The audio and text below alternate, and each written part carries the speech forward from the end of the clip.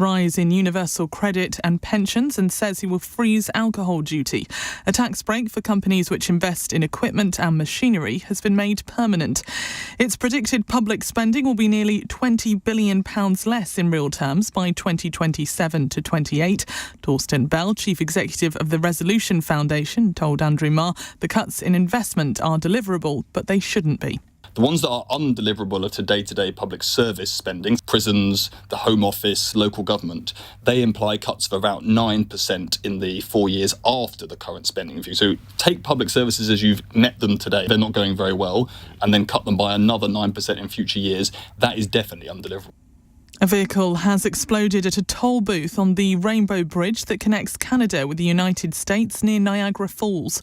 All 4 crossings between the 2 countries in the area have now been closed. The FBI is investigating.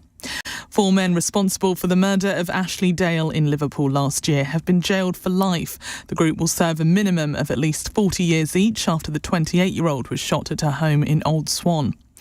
Israel has agreed a deal with Hamas for the release of some hostages in Gaza in exchange for a pause in the fighting. It's expected to start at 8 tomorrow morning, local time. The Independent's Bell True in Tel Aviv has told LBC Israel will also release Palestinian prisoners, but Hamas will make the first move. Mostly minors, so children under the age of 18 or under, mostly young boys and women who are in Israeli prisons. They will be released. The total list that Israel has released is 300, but at the beginning we understand that at least 150 Palestinian children in Israel will be released in exchange. And Scotland's First Minister has rejected claims the government's net zero targets are behind plans to close Scotland's Sole oil refinery. The company, which owns Grangemouth, says the plant will cease operations in 2025. 500 people are currently employed at the site, with a number expected to stay on as it moves to become a fuel import terminal. Humza Yousaf has told LBC the SNP's policy is not partly to blame. I think it's an unfair characterisation. What we've always said from day one is that we want to see a just transition, and the key word in that is the word just. Just means taking workers with you on the journey. A transition that discards workers is not just. So that's not what we're interested in. We've always said a just transition is important. Taking workers with us is going to be crucial. In the city, the FTSE 100 has closed down 12 points at 74.69. The pound buys $1.25 and €1.14. LBC weather, rain continuing in the northwest, followed by scattered showers in the far north tonight, a low of 2. Rain pushing south tomorrow across southern Scotland, Northern Ireland and northern England. Sunny spells and blustery showers in the north, a high of 13 degrees. From Global's newsroom for LBC, I'm Amelia Cox. This is LBC from Global, leading Britain's conversation with Iain Dale.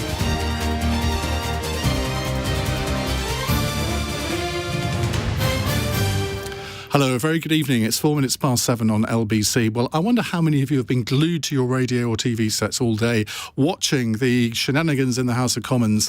Obviously, during the Brexit years, we were glued to our TV sets, sort of thinking what could possibly happen next. Well, today was a piece of parliamentary theatre. It always is when the Chancellor makes his or her, I say her because I've got possibly the first female Chancellor next to me, makes their autumn statement. It is a bit of parliamentary theatre. There are a few jokes that are inserted into the speech, some of which work better than others, it has to be said. But I thought there was quite a lot of meat in this autumn statement, and actually comparatively few things that I could find to disagree with, which is unusual for me at the moment. So obviously the Chancellor made his speech, and then the reply comes from the Shadow Chancellor, Rachel Reeves, who, by pure coincidence, is sitting alongside me right now. Rachel, welcome. It's great to be here with you, Iain. It is a bit of parliamentary theatre, and obviously you're sitting there waiting for the Chancellor to finish. And do you get sight of his speech beforehand, or do you have to sort of guess what he's going to say so you can respond to it? So it is a real challenge for the person responding, the Shadow Chancellor, because you don't know what the Chancellor's going to say until he says it. We don't get advance sight of the statement. And so, our guess is as good as anyone else's. So in the weeks really, leading up to the autumn statement, we are trying to guess what is going to be in it. Which is quite easy this time, given that they did pre-brief quite a lot. And actually, that's the worry on the morning of the autumn statement. You think, is there a rabbit they're going to pull out of the hat that I haven't thought of? And then you sort of rack your brains for any rabbits there might be. Actually, there wasn't today. I think we had a pretty good understanding of what was going to be in it. And we crunched our numbers so that, quite quickly we could try and show the reality of it, which is actually, taxes are going up, not down, growth is going down, not up. You're sitting there listening to him, but also presumably trying to frantically rewrite sections of your speech as you go along. Right, so I don't know sure if I should give away all my secrets, but I've got a long document and every line is numbered. And I sit next to the Shadow Chief Secretary, Darren Jones, and the two of us both have a copy of the speech. And then we, based on what the Chancellor says, we delete lines, we add in numbers, and we do some calculations, actually, whilst the Chancellor is speaking. So it's really important to have your deputy sitting there digesting it with you. But then, you've got to have the confidence that you're going to stand up and deliver something that adds up. Well, this is the first interview that you've given since you sat down in the House of Commons, I think. Yes. And I say interview, it's going to be a phone-in. We've got lots of calls already on the switchboard, but if you want to phone in, you can do so on 0345 6060 973. You can watch us also on Global Player. Rachel's going to be here till 7:45, so plenty of time to get your calls in. But before we go to the first one, can I ask, was there anything that he said today you thought, I'm going to say I agree with that there were some things which, there were some party political things, obviously there will be the closer you get to an election, but there were quite a few things that I think most people would regard as quite sensible. Yes. So, for example, let's take national insurance. You'll remember a couple of years ago when Rishi Sunak was Chancellor, he was looking to increase national insurance. And back then, it's not that long ago, only 2 years, I was making the case that it was not right to increase national insurance, a tax on working people, when costs and prices were going up. And in the end, the government backed down. Today, they reduced national insurance. I think that's the right thing to do. The tax so you burden, would keep that if you got into government? Yes, and we'll vote for it. If I think it will be presented in a bill to the House of Commons, we'll vote for that because taxes on working people have gone up very sharply. In fact, if you add up all the tax increases on personal taxation, so income tax and national insurance, it's equivalent to a 10p rise in national insurance. What he did today was a 2p cut. But actually, of course, that doesn't cancel the 10p But not rise. for employers. I wondered whether it might have been better to do 1p off for individuals and 1p off for employers, because I think the employers' rate is now over 13%. Well, I guess that when I talk to employers, their big challenge at the moment is recruiting. You've got a lot of people, and I'm sure we'll come on to this, who are off work, on out-of-work sickness benefits. That's a big challenge. We're the only G7 economy, the only major developed economy that's got an employment rate now lower than before we went into the pandemic. That's why we need to fix some of the problems in our National Health Service to get these waiting lists. But it was at record levels before we went into the pandemic, wasn't it? But since then it's fallen back, whereas every other country has recovered. We need to do more to get people back into work, and that means fixing our National Health Service so we haven't got people whose lives are on hold whilst they're waiting for operations, scans and appointments. Also, one of the things the Chancellor was obviously very keen to do was to try and encourage, cajole, force people back into work. Now, I'm sure there were... In fact, we've got a question just on that, so let's, rather than me ask it, let's go to Liz in Sevenoaks. Liz, good evening. What would you like to ask Rachel? Hi there, Rachel. I'm concerned about the Chancellor's plans for the work capability scheme, as you were just saying. If this came into place when I was receiving disability or capability benefits, I don't think I would have received the support and stay there. I almost lost my life in the past, and I was very scared of going back to work too early. But I was able to choose an employer and a workplace I was confident would support me to stay in work, and I was given enough time to ensure I felt safe to go back. I was wondering how your plans would be different to the plans announced today, because what Jeremy Hunt's talking about is really scary for people like me.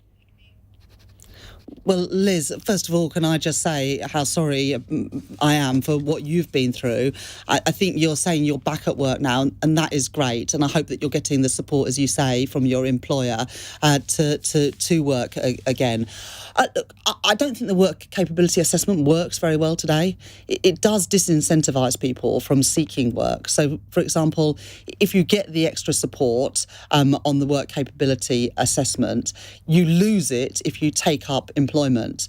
And that is quite a risk for people, because if employment doesn't work out, and a lot of jobs are quite insecure short term at the moment, if you then lose that job and fall out of work, you have to apply again to get the work capability assessment. And that is quite a risk for people, to risk losing that support. So we've been saying for a while now that the work capability assessment just doesn't work and give people the support that they need. But what we want to do is to give people help from day one to get back to work. And that is through work coaching and support.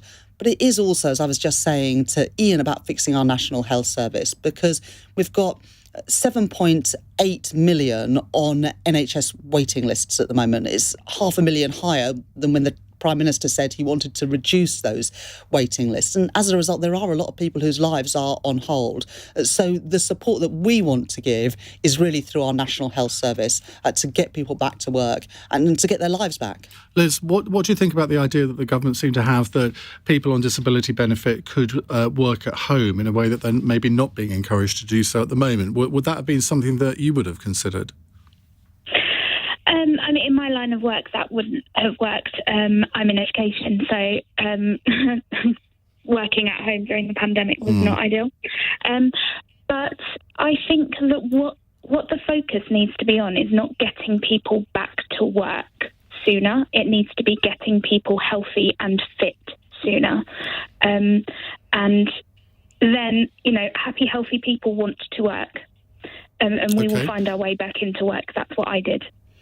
Yeah, so the support that you need and an NHS that is there when you need it, that is the most important thing that we can do for people who are out of work. But as you rightly say, the vast, vast majority of people want to be in work, in fulfilling work and making a difference. It seems to me, Rachel, that you're not actually that far away from the government. They want to reform things. You may differ on some of the detail, but clearly it's not working at the moment. The government see that it's not working, but their solution might be rather different to yours. Yes, I think the big difference is about how seriously we're taking the issues in the National Health Service. The Chancellor barely mentioned the National Health Service today in his autumn statement, but I think a healthy NHS is essential for a healthy economy. We've got 2.6 million people off work, long-term sick now. Of course, that is correlated with the fact that we've got waiting lists of 7.8 million. We've got to get our NHS back on its feet. And that's why we've said we'd get rid of the non-dom tax status and put that money into creating more appointments, operations and scans in the NHS. That's not even going to touch the science, though, is it? I mean, if you really want to bring those waiting lists down, it's going to take a lot more than a couple of £1 billion to do it. Well, it will create an additional 2 million appointments, operations and scans every year in our NHS. And so it will make a big difference in getting a dent in that backlog by paying overtime to encourage weekend working and evening working to get people off those waiting lists and get their lives back. Right, let's go, Liz, thank you. Let's go to Julie in Bath. Hello, Julie. Hello. Hi, what would you like to ask? Oh, well, I've actually got 3 questions because I feel they all sort of interlink, if that's okay with you. First of all, based on the triple lock, are you going to continue to pay the higher rate to the state pensioners? Having said that, are there any discussions where you're going to introduce means testing in order to maybe be able to support that?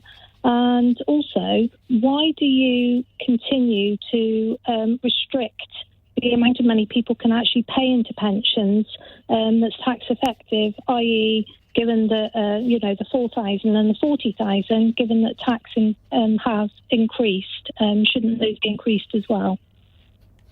Right, lots to get your teeth into there.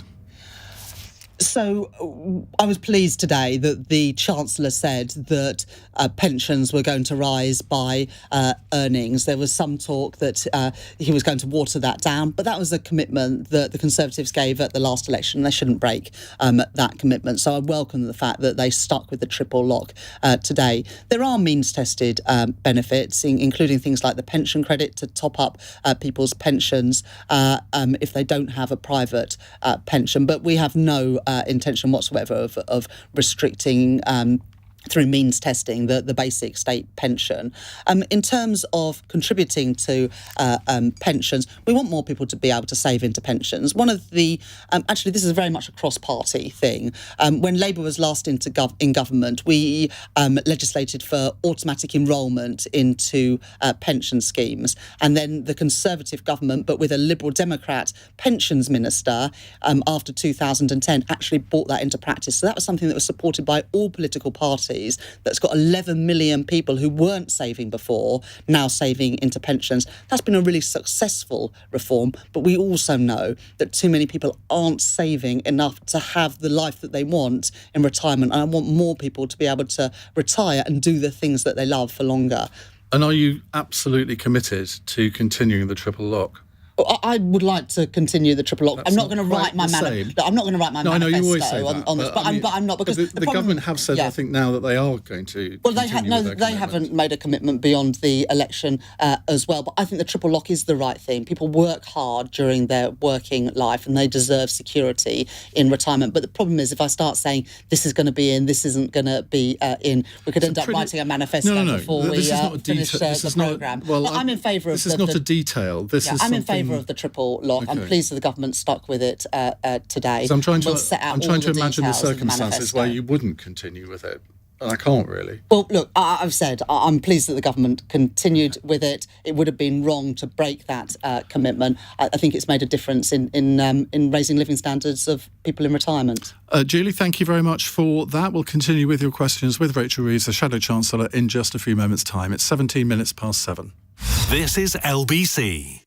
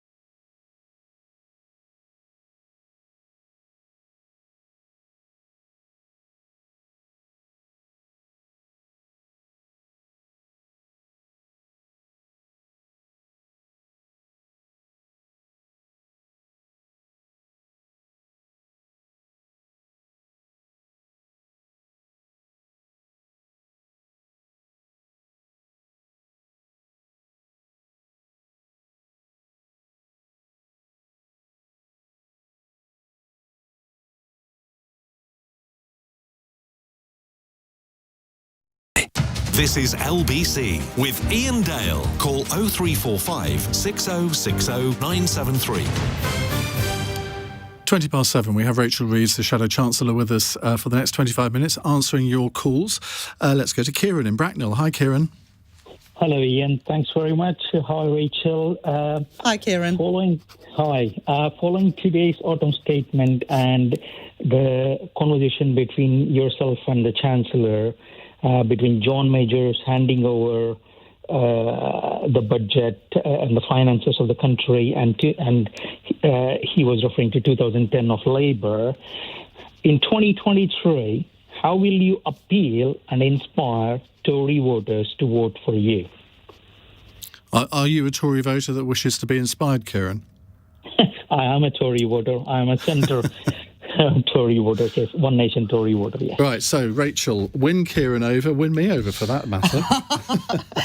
Well, thanks very much for phoning, Kieran. I think there are many people in your situation who have voted Conservative, but are, frankly, sick and tired of the shambles that we've seen these last few years with, so much chaos. And the first thing, and, it may not be... It's sort of exciting, but I'm going to offer stability, because I think that's what our economy and our country needs more than anything after the 13 years of chaos that we've had. And it is with stability that working people and businesses will have the confidence to make plans for the future, businesses to invest, and families to plan for their future. And that's why I've said, and you mentioned the public finances, I'm under no illusions about the scale of the challenge that I will inherit if I have the privilege of becoming Chancellor in the next Labour government. The challenges of the public finances, the challenges of public services. I'm not going to make any promises that I can't commit, but I will work alongside business to unlock business investment in the jobs and the industries of the future, because I go around our country and I see so much promise and opportunity, businesses with so much ambition, families and communities with so much ambition, and yet you look at the growth numbers, you look at the investment numbers, and that potential is not being realised. So our plan will be to invest alongside business in the jobs and the industries of the future, to reforming planning so we can get our economy growing, but all of it built on that rock and fiscal and economic stability that I know that businesses and families crave after the chaos and confusion, the pensions in peril, the mortgage rates spiking because of the decisions of the Conservative government this time last year. Kieran, what's stopping you from voting Labour? Because I'm closely involved locally with the Tory party. I do cherish the real values of the Tory party, definitely. But I was expecting what Rachel would do given the exchange I have seen this morning. So I was curious what she would, how will she appeal to the rest of the people who always voted Tory, or if you look at the by-elections results and all, and who refused to come out and vote Tory, for example, or for some reason with the massive swings which has happened. How will she appeal to the broader aspects of the country to vote for them for a change or whatever? Yeah. I think people who, have voted Conservative the last few years, but are not convinced about some of the decisions that we've seen over the last few years, are looking again at Labour. And when they look at the leadership of Keir Starmer, and hopefully what I've done as Shadow Chancellor, they can see a party that has changed, that is responsible on the public finances, on issues of domestic and national security, and with a serious plan, and a party that is pro-business and pro-worker. And that's what you're seeing in the by-elections, that people are turning to Labour, some of whom have never voted Labour in their lives, others who certainly haven't these last few elections. But I think you'd accept you're not getting that many Tory swingers. I mean, soft Tories who they stay at home rather than necessarily vote for another party. How can you appeal to them? Because they will be naturally suspicious of a Labour Party that they see as maybe always spending too much, high taxes and all the rest of it. Now, you might say, well, that's just a myth and I wouldn't be like that. But you've got to allay their fears, haven't you? No, absolutely. And to win the next election, we need to attract Conservative voters. Certainly when I was campaigning in Selby and Ainsty, which is not too far from my constituency in Leeds or in mid-Bedfordshire, there were plenty of people who were switching their allegiance. Some of them were lending us our vote, because they wanted to send a message to the Conservatives. Others, frankly, just had enough of what they've seen these last few years and recognise and feel that it is time for change, and they see a changed Labour Party and are willing to put their trust and support in us. And I hope that when people hear me, they hear somebody who's absolutely committed to the fiscal and financial discipline that we need. Those are things that I learned when I worked at the Bank of England as an economist. Those are things that I would take into this job as Chancellor. The numbers have always got to add up for me, and they will. Haven't you got to come up with a more exciting answer than stability? I mean, that's not going to get them the juices flowing down the dog and duck, do you know, when you're looking at your bank statement or your mortgage statement and you see your mortgage going up, that your money running out before the month runs out, actually stability is what people really crave right now. I said today it's the 11th growth plan in 13 years, the 5th Prime Minister, the 7th Chancellor, the 9th Business Secretary. People are sick and tired of this. They want some stability, and that is what Keir and myself offer. Right, let's go to Madge in Northampton. Hello, Marge. Are you there? Madge in Northampton, speak to us. No, we're not going to get Madge. Let's go to Mark on the Wirral. Hello, Mark. Hello, hi. Actually, interestingly, after your last caller, I was in the Conservative Party for 7 years. I left the party this last summer, and I joined the Labour Party 2 weeks ago. Oh, Mark, that is wonderful news. Welcome to the Labour Party, and it's great to talk to you today. Hi. It's quite odd. I'm an economics student, pure student with the Open University. And I realised that through my study of Keynes and other economists over the years, the crash of 2008 and so on, that we have a massive bad allocation of resources in this country. And I like what you're doing in the round. My question to you, and also to all of the Labour front bench, is can we see consistent policy which does the same thing and moves in the same direction? What I mean by that is that the Treasury and the Bank of England is trying to reduce inflation, whilst governance, both local and national, is holding back house building. So you've got on one side of the scale house building that is being held back, so therefore house prices and rents are rising. And yet on the other side of the scale, you've got the Bank of England trying to tackle inflation, which is being caused by government. Or you could say it's also caused by printing too much money, but controversial. Well, look, I mean, inflation, the government wants to take credit for inflation now falling, but they wanted to blame everybody else for inflation rising. I think the Bank of England have, obviously increased interest rates on a number of occasions to try and get inflation under control. And we've now got energy prices falling. But why did mortgage rates and interest rates start going up in the first place? It was at the time of the mini budget last year from the Conservatives that pushed up those mortgage rates, and as a result, people remortgaging this year and next year are looking at £220 extra every month on their mortgage payments. And I think this issue of house building is a really important one, Mark, because I think house building is at its lowest level at the moment in 70 years, and that is also contributing to so many people not being able to realise their dream of home ownership or of starting a family, because a lot of people want that stability before they start a family. I think we're going to hear that word a lot over the next few months, aren't we? It's absolutely crucial. I think about when I was growing up, and my mum and dad weren't poor, but they separated, and we didn't have loads of money to go around. And my mum kept all of her receipts, and she checked them every month against her bank statement because we didn't have money to spare. And I remember when the energy bills first started going up, and she said, I just don't know how I would have coped. And she was a primary school teacher. She wasn't poor. We weren't badly off. We didn't have money to spare. And when you see the bills go up like they are, the food prices go up like they are, and now mortgages going up like they are, I know that there are many, many families in the situation that my mum would have been back in the 80s and 90s and worried about how they will make ends meet. And that's still going on today. The Chancellor today wants to say, well, that's all in the past.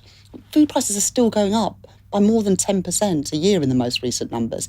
Energy bills... It's actually down to 9. No, it's 10.1% food price inflation in the most recent numbers. Energy bills are 50% higher than they were at the last election, and the 1.5 million people who have had to remortgage this year and remortgage next year, another 1.5 million, are all going to be paying this Tory mortgage penalty. Just a quick question on inflation. The government sets the Bank of England a target of achieving 2% inflation. Now, I know you're not going to say, well, I would make it 1% or 3%. No, we'd keep it at 2%. You would, so you're not going to review the Bank of England's remit then? No, I don't think it's the Bank of England's remit that is the problem here, and we wouldn't change that. In fact, I think respect for economic institutions is incredibly important. The reasons why the Conservatives got themselves in such a mess last year is that they had a load of unfunded tax cuts that were frankly not affordable. But it was also because they had spent months undermining crucial economic institutions that provide the stability and the certainty for investors. So they spent the summer undermining the Bank of England. They then wouldn't allow the Office for Budget Responsibility to do a forecast, and they sacked the respected permanent secretary at the Treasury. So respect for the independent economic institutions that provide the stability our economy needs are incredibly important to me. And just a quick follow-up to all of this, Dominic in Cardiff has texted this. I'm an accountant and have not been impressed with the work of the Bank of England governor over the past couple of years. Does Rachel think putting interest rates up to tackle inflation makes sense? And a quick addition from me, would you keep on the Bank of England governor? Well, look, I've just said respect for economic institutions is incredibly important. And, you know, as somebody who wants to be the Chancellor, I'm not going to go around undermining those economic institutions or second-guessing them.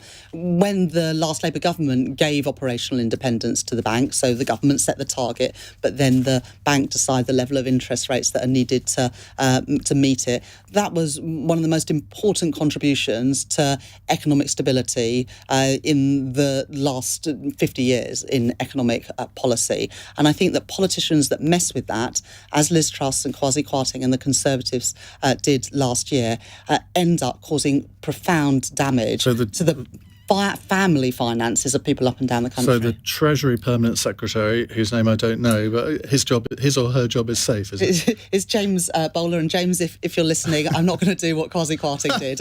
That was what I was angling for. Right, more questions in a moment. Keep your calls coming. At 7:32, news headlines on LBC with Amelia Cox. Labour's Shadow Chancellor has told LBC she thinks reducing national insurance is the right thing to do. But Rachel Reeves says the tax cut won't remotely compensate for rises already put in place. Jeremy Hunt has also announced a rise in universal credit and promised to honour the pensions triple lock. But the Chancellor revealed the UK's growth forecast has been downgraded for next year in his autumn statement. And a border crossing between the US and Canada has been closed after a vehicle exploded near to Niagara Falls. Rainbow Bridge is one of 4 border crossings connecting Ontario to western New York. LBC weather, rain continuing in the northwest, followed by scattered showers in the far north tonight, a low of 2 degrees. LBC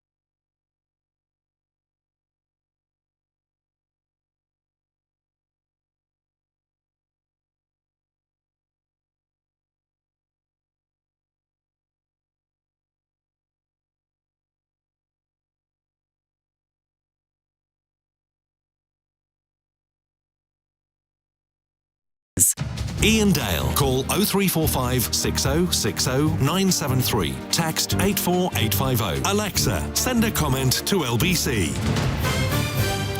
7:36. Rachel Reeves, the Shadow Chancellor, is with me taking your calls. Before we go to the next call, though, you've got an unusual fan, haven't you? Nadine Dorris told us here on LBC that she's a big fan of yours and thinks that you'll make a great Chancellor. What do you make of that? Well, look, obviously, I appreciate anybody who wants to support our policies and back me as the next Chancellor of the Exchequer. And she's one of a number of Conservatives who are coming out and saying that our plans stack up. Ken Clarke recently on a podcast also was complimentary about some of the things that I've been doing as Shadow Chancellor. And George Osborne as well has praised, for example, the commitment that I've made to strengthen the powers of the Office for Budget Responsibility to stop any Chancellor or Prime Minister crashing the economy again. So, look, I welcome this praise. And a bit like Mark from the Wirral, who called in it a minute ago, there are many people who previously supported the Conservatives but don't feel that they deserve their vote right now. They feel that the country needs change, and after 13 years of Conservative government, I don't blame them. We have Nadine Dorris on the programme tomorrow night from 8. Give her my best wishes. Calls. I will play her this excerpt of the programme, see what she has to say. Right, next question is a text question from Sarah in Crewe.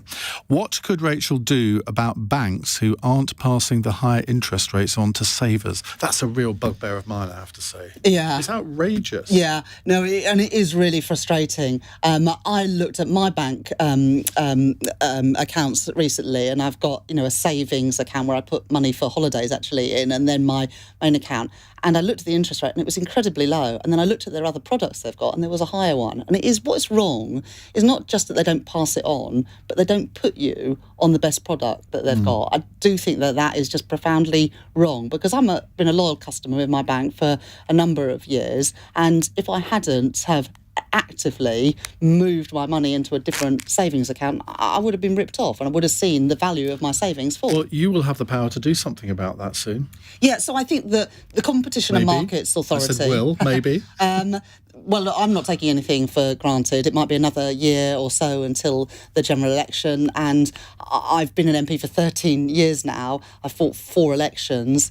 I've won every one of them in my constituency, but Labour has lost every one nationally. So I'm certainly not complacent about what Labour needs to achieve to win the next election. We've got a body called the Competition and Markets Authority, and I would want them to be more proactive in investigating, not just here. At the weekend, I made some comments about car insurance, for example, and how too many people, you get ripped off. Yeah. Again, it's sort of, you're a loyal customer, so they rip you off. And it's just wrong.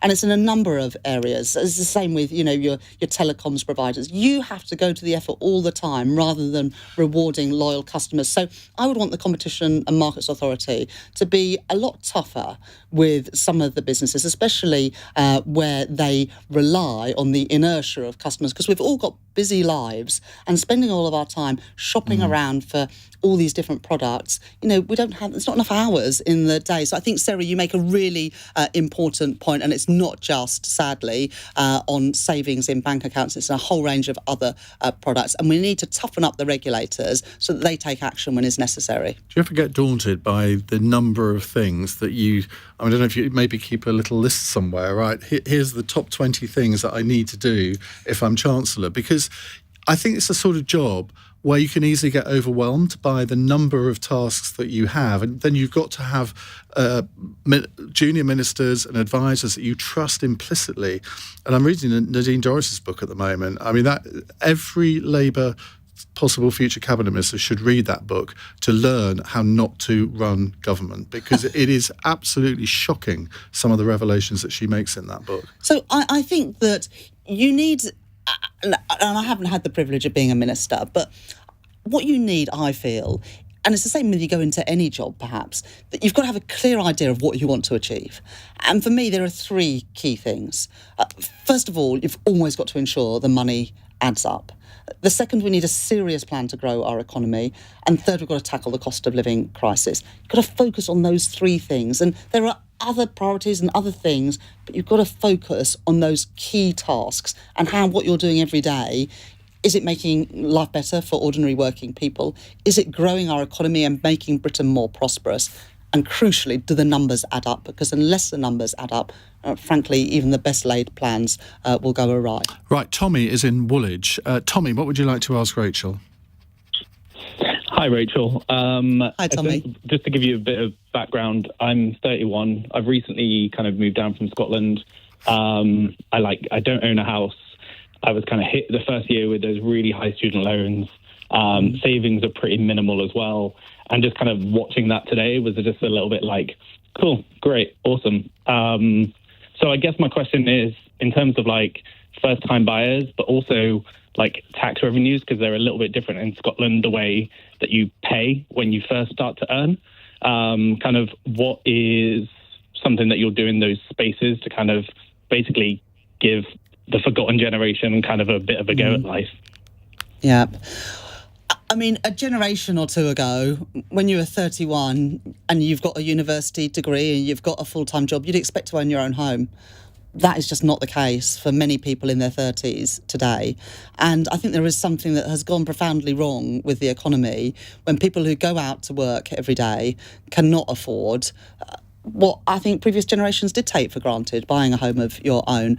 And we do need to build more homes in this country. And we do need to ensure that first-time buyers, which I hope in the years to come, Tommy, you will be, get a chance to get on the housing ladder and be able to have a home of your own. But we've got to build more houses if we want that to happen. And we need to tackle the cost of living crisis. And that starts with having an economy with low and stable inflation, with interest rates that don't just go up and up and up like we've seen in the last year or so. And if we can achieve those things, then we're going to make it a little bit easier, Tommy, I hope, to help you fulfil your dreams as you go through life. Tommy, do you want a quick response? I guess I just kind of feel a bit like floating around. Like, I know there's things that have to be done in order to fix kind of the state that everyone's in, but it's kind of just a little bit somber just looking at the world every day at the minute. Cheer up, Tommy. Things will get better as the song goes. Things can only get better. Thanks, Tommy. Right, Ivan is in Chigwell. Ivan, go ahead. Oh, thank you. Good evening, Ian. Good evening, ma'am. I'm a 79-year-old pensioner. I was born towards the end of the war in 1944. In the very early days when I was able to vote, I was an ardent Labour supporter. And then we got into the 1970s and there were terrible, terrible strikes. People couldn't bury their dead. Rubbish was piling up in the streets all over the country. I then began to vote Tory, and I've voted Tory ever since. I did hesitate when Tony Blair was standing to become the PM, but I still voted Tory. What are you going to do about the trade union movement in terms of settling grievances like the NHS strikes, like the railwayman strikes, like the teacher strikes? Are you going to be inviting them all in for beer and sandwiches?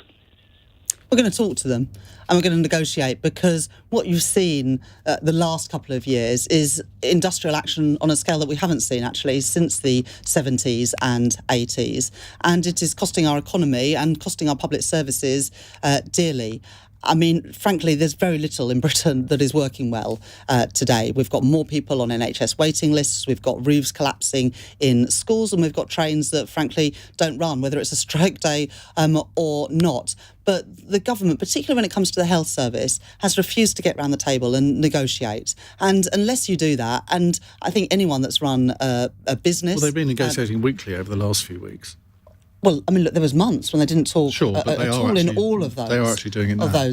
Of those sectors, and particularly one of the complaints of the doctors and the junior doctors was that they just never had that chance to negotiate. And so, you've got to have a conversation and then a serious plan to get these public services back on track. So, for example, one of the challenges in the NHS is these huge waiting lists. Labour's got a plan to address those through the additional investment we will put in the NHS to show people who work in the service and people who use the National Health Service that there is a plan coming, things will get better. And I think that if you can convince people who work in our public services of that, you would create an awful lot of goodwill that frankly doesn't exist today. Right, let's squeeze in a question from Raj in Ivor. Hello, Raj. Hi, both. Good evening. Thank you so much for taking my call. We actually last spoke back in July, Rachel. It's great to talk to you again. I put the question around Section 24 to you, and I appreciate this is not what I'm going to be discussing. What I wanted to talk to you about was obviously on the back of the Autumn Statement. As somebody who is self-employed, and I'm sure you know, we've got an enormous self-employed demographic out there. The Autumn Statement really provided nothing in terms of offering assurances, specifically around pledging to reform or review IR35 off payroll. So the question to you, and I know you're bleated with this on an ongoing basis, but it would be great to have something from you, because I'm sure you know this, Rachel. You know, the self-employed, the small to medium enterprise entity has felt really betrayed from the Conservatives. So over to you, Rachel. Is there anything you can offer us in terms of some assurance that you would review IR35? And let's throw the loan charge into it as well. Well, thanks very much for calling in, Raj. I do recognise, especially during the pandemic, that there were very many self-employed people that were excluded, and it's particularly frustrating that there were others who got COVID support loans who were criminals and fraudsters. And I know it grates with many people. It certainly grates with me that people who needed support didn't get it, while £7.2 billion has been written off in fraud. In terms of IR35, we're happy to look at these things, but I know that I can't make any commitments without saying where the money is going to come from.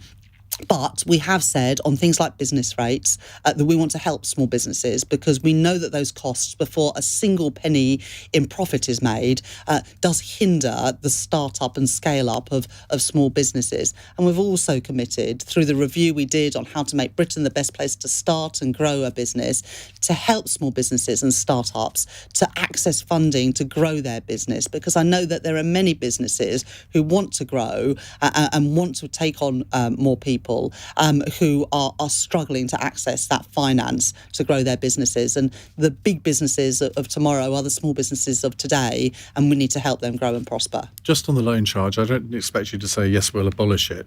But it is intrinsically unfair, isn't it, for HMRC to go back 20 years into someone's financial records and then demand back taxes? I think moving the goalposts and having no sympathy with people who, through no fault of their own, find themselves in very difficult positions. I know from my own constituency and from casework I've dealt with that people who have always tried to do the right thing are being penalised, while some people who frankly get away with far too much, the HMRC don't come after. And so I do think there just needs to be maybe not quite such zealous policing over years and years. Well, you're going to get lobbied on this now, I can tell you.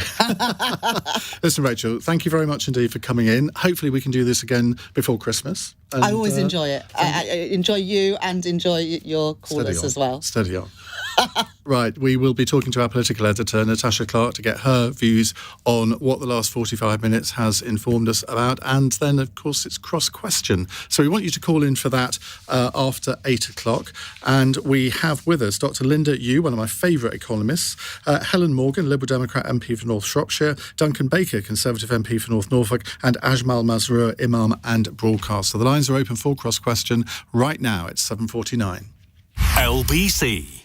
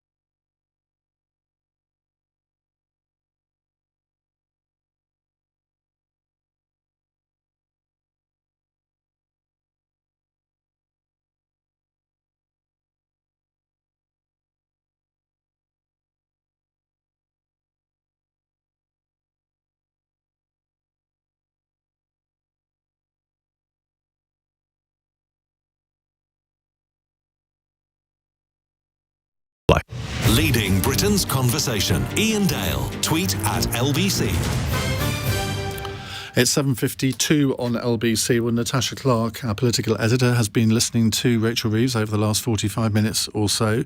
I thought her answer to the person who said, "Come on, inspire me," was actually quite revealing in that she thought, well, I'm just going to use this word stability because I think there is a school of thought that thinks, well, we've had enough excitement over the last few years. A bit of sort of quiet competence is what the country needs. But on the other hand, you still need to enthuse people, don't you? And you can't do that with words like stability. Yeah, she's got a really tricky balance, hasn't she, there? But obviously Labour have had a great day. They've had so much to rip into the Conservatives about, mainly on that really, really gloomy OBR forecast that we've seen. And I think Rachel just now was very clear. She's trying to paint a different picture of Labour. You know, they're looking to fight this election on the economy. And Rachel Reeves is a key part of that. Her saying that she won't go around undermining or second-guessing the OBR or the Bank of England, well, of course, she would say that. She used to work for the Bank of England, of course. And that's something that their team are really keen to trumpet because they have noticed that if they go into a sort of focus group sort of setting, that saying that she works for the Bank of England is actually really good for her ratings because people like to hear that sort of stability angle from her. So I thought that was really interesting that she sort of is trying to create that divide, and obviously that helps with the narrative around I'm not Liz Truss and we're not Kwasi Kwarteng, we're not going to wreck your family finances like the last guys did.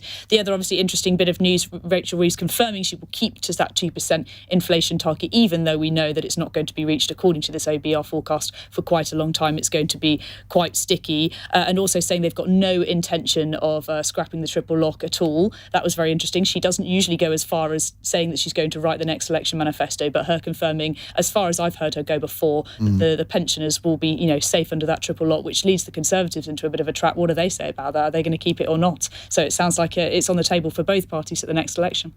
Natasha, thank you very much indeed. If you heard anything in that interview that you'd like to ask our cross-question panel, they will be convening in 6 minutes' time. We have with us Dr. Linda Yueh, award-winning economist based at the University of Oxford. Helen Morgan, Liberal Democrat MP for North Shropshire. She speaks for the party on housing, communities and local government. Duncan Baker, the Conservative MP for North Norfolk. And Ajmal Masroor, the Imam and broadcaster. Now, before we come to tonight's cross-question, let's hear a little of the latest episode of my President's, Prime Minister's, Kings and Queens podcast. My guest this week is the historian, journalist and author Professor Simon Heffer, and he joined me to discuss the reign of King George V a century ago. After the death of his brother, George married his late brother's fiancée in what started out as a marriage of convenience but evolved into a devoted and loving relationship. Bless.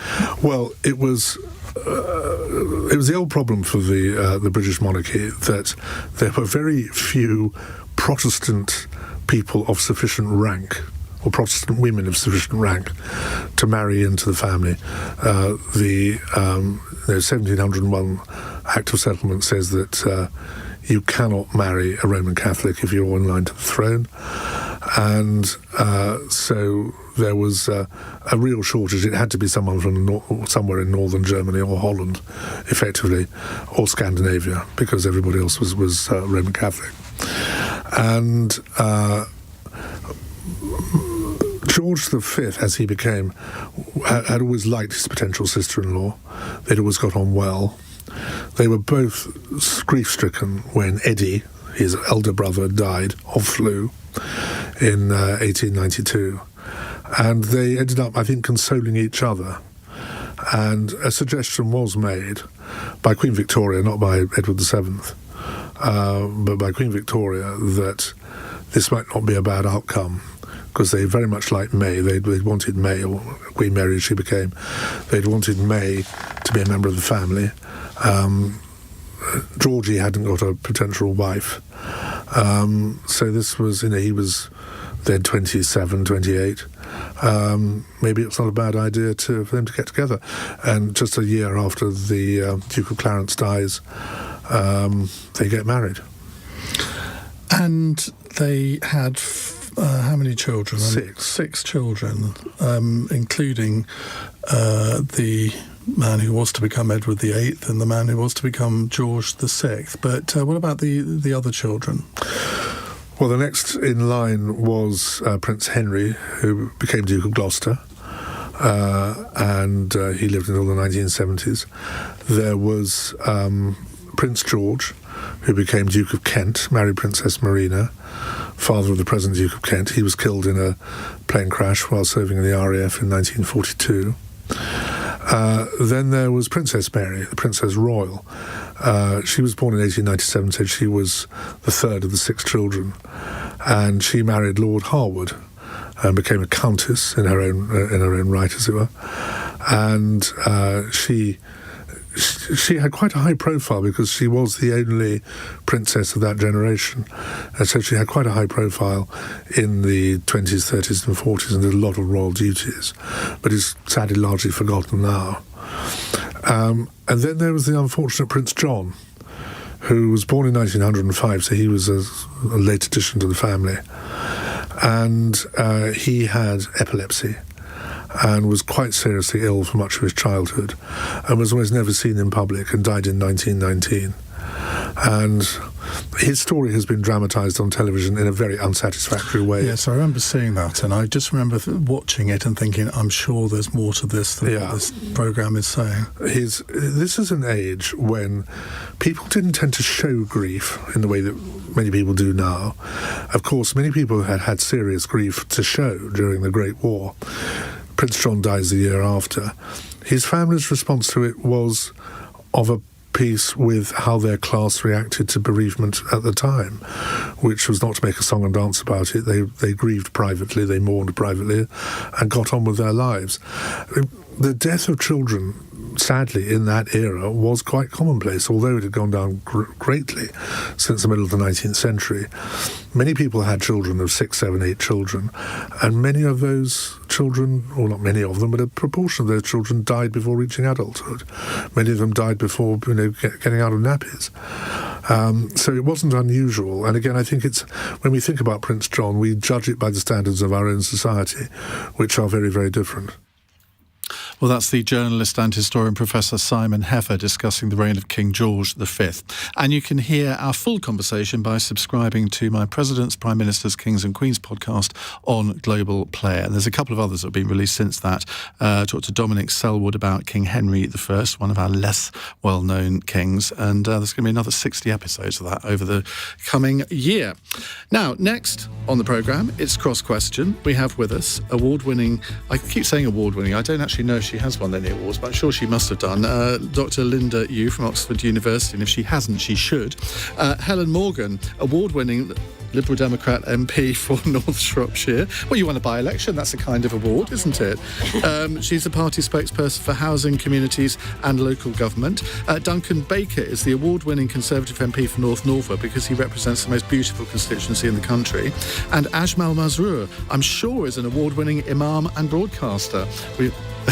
We'll find out in a moment. 0345 6060 973 if you'd like to put a question to my panel.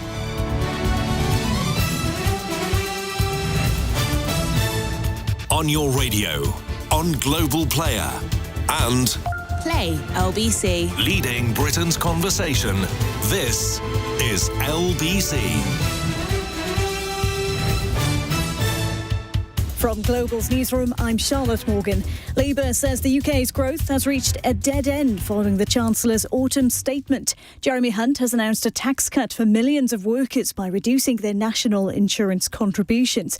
Shadow Chancellor Rachel Reeves has told LBC it's the right thing to do. We'll vote for that because taxes on working people have gone up very sharply. In fact, if you add up all the tax increases on personal taxation, so income tax and national insurance, it's equivalent to a 10p rise in national insurance.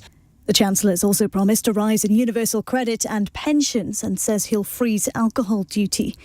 2 people have reportedly died after a vehicle exploded at a border crossing between Canada and the US. The FBI says it's closely monitoring the situation on the Rainbow Bridge in Niagara Falls. Israel says it expects the first hostages to be freed by Hamas tomorrow after a deal that'll see fighting stop for 4 days. The agreement will see the release of 50 people who've been held in Gaza since they were captured last month. In the city, the FTSE 100 has closed down 12 points at 74.69. The pound buys $1.25 at €14. LBC weather, scattered showers in the far north overnight with a low of 2. Rain pushing south tomorrow across southern Scotland, Northern Ireland and northern England. Blustery showers in the north with some bright spells and a high of 13 Celsius. From Global's newsroom for LBC, I'm Charlotte Morgan. This is LBC from Global, leading Britain's conversation. Cross Question with Iain Dale. Hello, a very good evening. It's 2 minutes past 8. It's Wednesday's edition of Cross Question. So much has happened today, so much in the Chancellor's autumn statement, lots of different subjects that you might want to pick out to ask a question on from that. Also, what's happening in Israel and Gaza, imminent, we hope, freeing of 50 hostages, and also ceasefire for 4 days. Lots to talk about on that, but anything you really want to talk to us about. And we have with us on the panel Dr. Linda Yueh, an economist based at the University of Oxford. She's the author of several books, including The Great Crashes. Helen Morgan is Liberal Democrat MP for North Shropshire. She won the by-election there. She's the party spokesperson for housing, communities and local government. Duncan Baker is Conservative MP for North Norfolk. And Ajmal Masroor, Imam and broadcaster. They're here to answer your questions on 0345 6060 973. And don't forget to watch us on Global Player. Call 0345 6060 973. Tweet at LBC. Text 84850. Cross Question with Iain Dale. This is LBC. Well, let's go to our first question. It's from Khalid in Wimbledon. A really important subject you want to ask about, Khalid. Go ahead.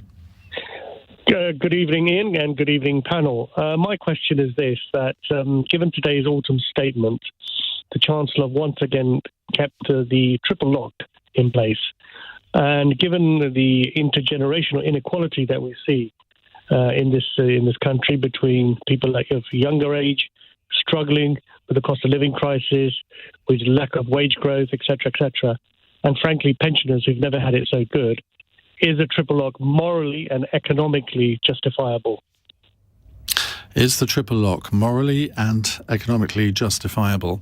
Linda, let's come to you first, just as you're about to take a sip of water. Sorry. It is a really good question. I think the fact that it goes to all pensioners, I think this is what's behind this question, because obviously there are pensioners who suffer a great deal of poverty, and in fact it's one of the probably under-discussed areas of poverty. However, that being said, given that it's true, because it's not means tested, quite a lot of pensioners don't actually need the increase. And I think for the most part, if you look at the things that the government has done, I'm, to be honest, quite astounded. There were 110 supply-side reforms. So they've clearly spent a lot of time looking over the details, and they must have decided that economically, the principle of not means testing is simpler and everybody gets it. Or maybe they just ran out of time because there was so much to look at. Or, and this is something for the other panelists, I suppose pensioners vote.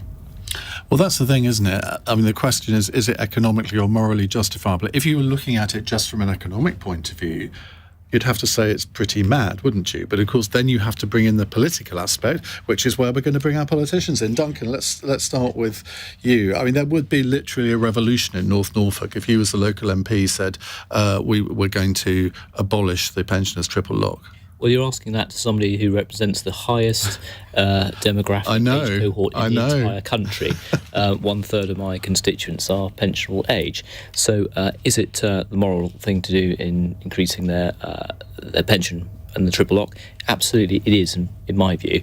8.5% will make a significant difference, a material difference, because it's wrong to say that there's lots of rich pensioners, they don't need it. There are vast numbers of pensioners across the country who solely rely on. Well, that's true, but there are lots who don't need it. You have to admit that. There will be. Including in North Norfolk. There will be, but there are I know many vast ways. You're not one of them yet. No, I'm not one of them yet. But there are vast numbers. And they have paid in all their life. They have paid in and they have contributed to society. And I think it's rightful that they then have that as their pension to retire. The problem we've got at the moment is, what I keep getting it in the neck for, is that the personal allowance hasn't risen, and therefore they're being dragged into this fiscal drag. And I think that's something that hopefully we will see addressed perhaps at the budget, but of course raising a personal allowance is extremely expensive. But no, the original question is, do I think that the triple lock should be maintained? I absolutely do. I think the bigger question is, what do you do with it in 25 to 50 years? And that was some comments that Mel Stride made probably a few months back when he started to look about what would we do in 2075, that sort of period of time. I think that is a rightful question. Is it still fit for purpose then? Because it then becomes extremely expensive. How does the country afford it in the sort of future years? You could still be in Parliament in 2075, you realise? Yeah, well, I'm not sure I could, but...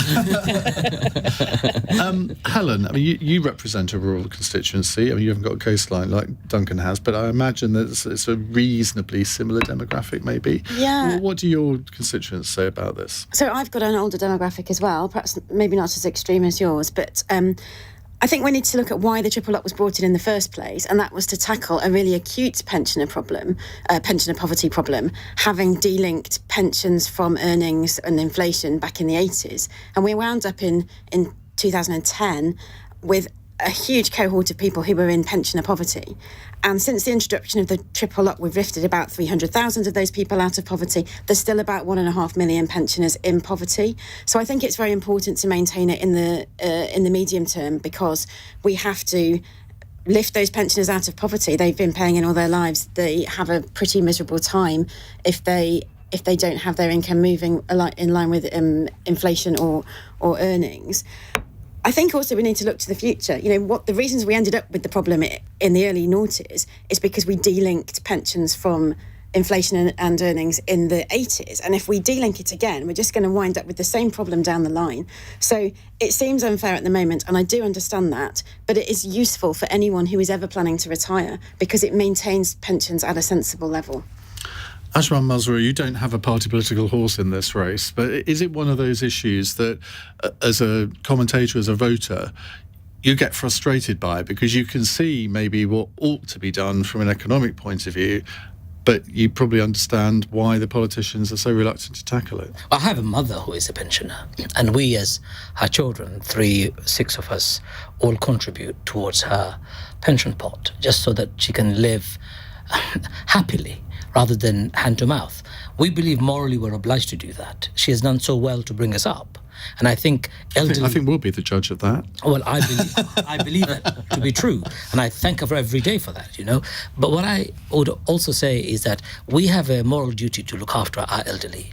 We don't want to see poverty within our elderly communities. They've done so well. They've made this country what it is today. And when we get to positions of power and influence, and if we cut them out, then we're really being silly. We're being ungrateful. It's just like what happens when we want to bring budget cuts. We cut pension, we attack the pensioners, and we attack the youth services. Both of those are extremely important elements of our society. So morally, I believe that we need to continue. Economic arguments can be made for and against, and that will be constantly fluctuating depending on our economic state. And I believe we'll come out of this dire state very soon.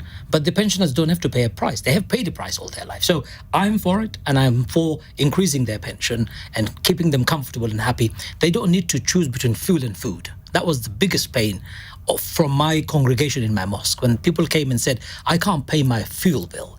I had a person who came to me. We then whipped up some collection from our zakat money, which is an obligatory charity that we have to give as Muslims. And we gave that money to that person to be able to pay their fuel bill. It's wrong that elderly should be left in that particular state. So I think it's a good thing. We should see it increase and we should keep it together. OK, good question from Khalid. Thank you very much indeed. Let's move on to something else related to the autumn statement. Patrick is in Harlow. Hello, Patrick. Yeah, hi. Good evening, panel. Taxes are raised to spend on services. Won't it have made sense for the Chancellor to spend more money on freeing up the court system, housing, NHS, the poorly maintained roads that we have? Is this not short-termism? Well, there's, I think, is it 19 or 21 billion pounds worth of tax cuts, which sounds like a huge amount of money. Could that money have been spent on public services to have more effect? Helen, let's start with you. I mean, I think it's a complicated answer, isn't it? Because we know that we came into this autumn statement with £27 billion of headroom. We also know that people are shouldering the heaviest tax burden since the war. So there's a choice to be made about how you balance out giving people an easier time of it by cutting taxes and also investing in public services. Now, I don't think that balance has been got quite right today, because if we look at the health service in particular and the number of people who are on hospital waiting lists, 400,000 people are on a waiting list who were still on a waiting list this time last year.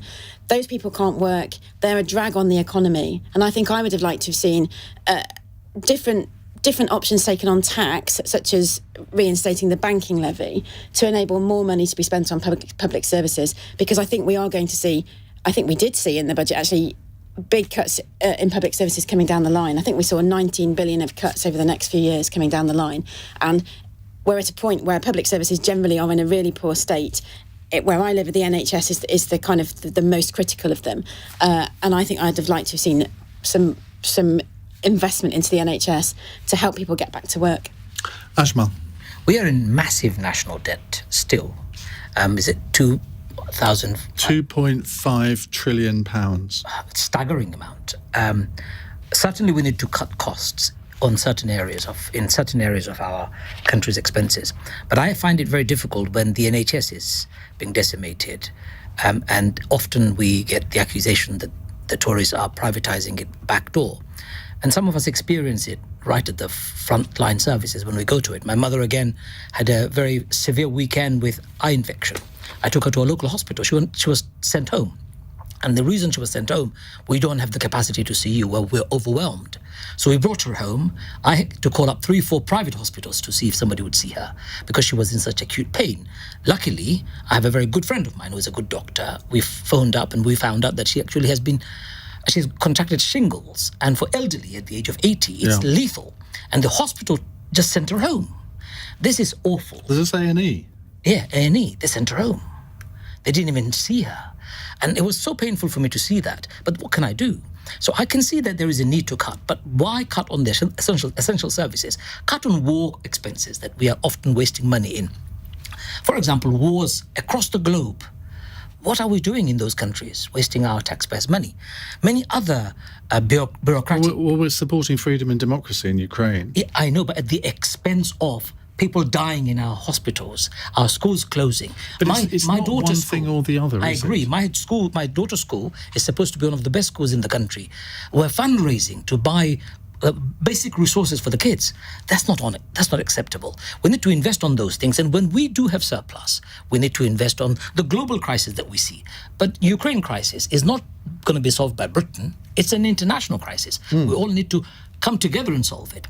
But while we are suffering here, our education is impacted, our NHS is impacted, our frontline service is impacted. I am very active in Tower Hamlets. Housing shortage in that borough, one of the poorest boroughs in the country, is acute. Who's going to invest in any of that if we keep on saying we need to cut, we need to cut, we need to cut? We don't see growth by only cutting. We need to invest in those in order to stimulate growth. But also at the same time, we need to understand that we're in debt. So I'm pretty much stuck between the two. I'd like to see more investment so that we can see more growth, but I'm also aware that we're in debt, and I'm very aware that debt will be burdened by my children. I don't want that. We'll hear from Linda and Duncan on this in just a moment. It's 8:15. LBC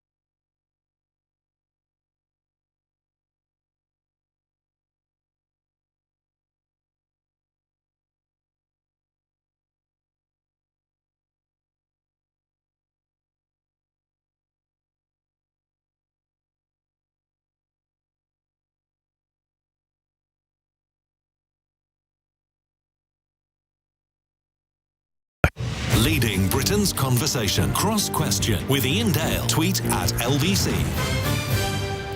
18 minutes past 8, it's Wednesday's Cross Question. With me in the studio, Dr. Linda Yueh, Helen Morgan, MP for the Liberal Democrats, Duncan Baker, MP for the Conservatives, and Ajmal Masroor, who's not an MP, but possibly ought to be. Not yet. Not yet. Oh, we're going to get a revelation. I don't know about revelation. I'll have to speak to God first.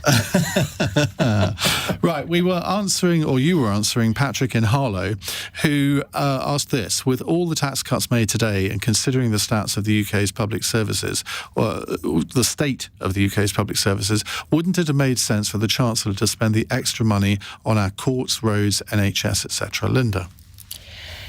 It's a very, very good question because, in a sense, the windfall, so that's about the £45 billion or so the Chancellor wasn't expecting in March, that isn't actually, it's been spread quite thinly across a number of measures.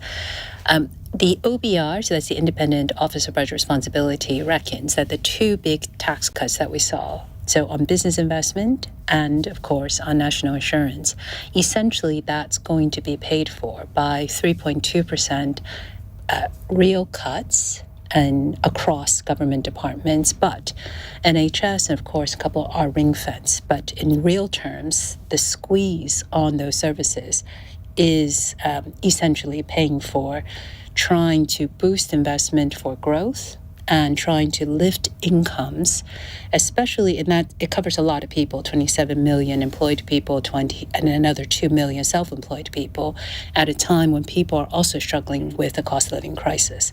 So I think that's the calculus that the government has made.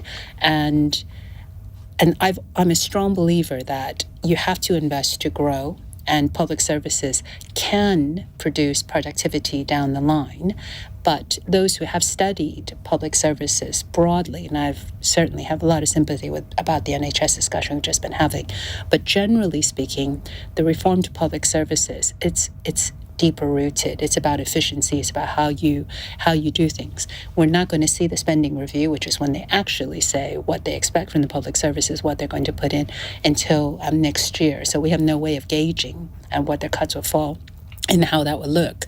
But the electorate, every one of us, should think about, do you agree with this government's choices? Was it right to cut national insurance? Was it right to invest for business investment rather than put more into public services? To me, that's what politicians should actually be judged on. But just a quick point on the centerpiece for business investment. There's been a lot of commissions and studies on why the UK is not growing very quickly. We have a productivity issue. If you don't grow quickly, you don't generate enough revenues that can actually pay for public services. So it's all related. And it has actually come down to investment. Why is investment so low in this country, particularly business investment? And so the focus here, I think, is intended to try and generate growth, which can actually make quite a lot of things possible. And the OBR has said there'll be a modest boost to growth from today's business investment measures, about 0.3% of national output in about 5 years. Now, that may not sound like a lot, but if you look at their growth forecasts of just under 1% for next year, 0.3% sounds actually pretty good. But when you look at the rate that all economies are growing or not growing at the moment, I mean, Jeremy Hunt was making the case, well, we've grown marginally faster than most other countries over the past 13 years. And it does seem as though all the economic forecasts that come from the IMF, the OECD, they always seem to underestimate UK growth. And I've never understood why that is, because this has been going on for years, not just sort of the old forecast. Yeah, well, there's a lot of jokes I've told you about forecasting. There's another one, which is, why do you forecast? We're not even sure what happened in the past, because everything is revised. So we were told we were the worst performing country since the pandemic, and then it turned out, oh, hang on, we weren't. Yeah. And I mean, to be fair, forecasting is really, really challenging. But this point about misestimating growth is a really important one, because the OBR takes a very conservative approach. They essentially say, okay, so business investment should tick up 3% per year, stock goes up by 0.2%, which is huge in terms of ultimate size.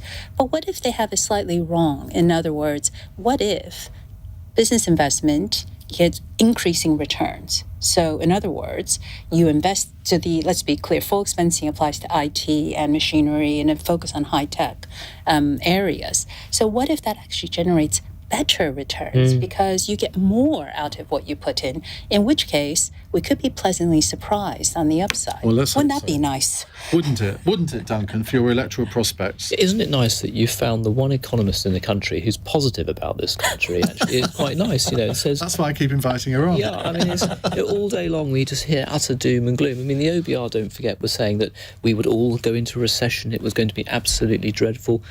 Everybody wrote us off, and we avoided it.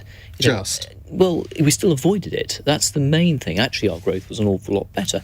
We've ended up halving inflation against the target, and actually, we're not just halved it. I think we're quite a lot under the 11.1% at 4.6 now. So I think there's some real positives in there. Yes, okay. Yet again, we have a forecast that says we're only going to grow by 0.7% over the next year. Well, let's just see what that rate is in a year's time when we sit back down here again, Ian, based on the fact that we just said that every other forecast was wrong. So I think today was probably about a number of things. It was about priorities and where you put that money, whether it was public spending or whether it was getting some tax cuts. It was certainly to inject some growth into the economy. And it was about some sort of discipline as well, that actually we did recognise that the number one priority was to get inflation down. And as soon as that has happened, we've ended up with an autumn statement that actually has been quite positive. And yes, I mean, all I hear tonight on the media round is that we're going to be the highest taxed that we've ever been since post-war period. 1948. Well, It's just true, though, isn't it? No, it's a nonsense statistic. No, it's not a nonsense. Well, if you let me explain, I think it is a nonsense statistic. Because what that is doing is that is assuming that by fiscal drag, and that we're forecasting into around about 28, 29, that sort of period of time, that we won't see any more increase in potentially wages or personal allowances being cut, and as a percentage of total earning power that we still taxed proportionately as high as what I've just said. I think that's nonsense. I actually have a bit of optimism about this country that we will start to see reductions in tax as we continue, and that if we look at it through the prism of this evening and today, then yes, you can come up with that statistic. But actually, I expect over the course of the next couple of years, things to get a lot better and tax rates to continue to fall, and that we won't, per head, be as taxed as much as the forecasters make out. That may be the case if we had a bunch of politicians running the country who intrinsically believed in tax cuts, but we don't. Well, I'm not sure how you can sit there and say that when we've just had an entire day's worth of tax cuts for people who are self-employed, for people who are employees, for businesses. We've seen it across. What I mean by that is I don't believe that Rishi Sunak believes in tax cuts in his gut like Margaret Thatcher did. And everyone knew that she believed in tax cuts. Now, she actually raised taxes in the first few years of her administration, but everybody knew that was her instinct. I don't think that is Rishi Sunak. In which case, it's a mirror image of what Rishi Sunak's done, who had to raise taxes in the first couple of years of his premiership because of this unprecedented situation that we've experienced over the last 100 years with the pandemic. And then as soon as his discipline has been met, he's been able to react with the Chancellor and start reducing taxes. You've just secured a space in the next cabinet. Yeah. It's not the first few years of his premiership, though, is it? You've been in power on your own since 2008. And the reality, well, yes, but, he's only there because of a whole series of disasters that you didn't anticipate when you... No, I'm sorry, we did not expect to have a pandemic. I totally agree. No, you didn't expect Rishi Sunak as your Prime Minister. Lose a Prime Minister in a mire of scandal and then get rid of the next one 7 weeks later because of an economic catastrophe. It's not reasonable to compare Rishi Sunak's first year with Margaret Thatcher's on any level. Well, I didn't compare it, Ian did. I certainly did.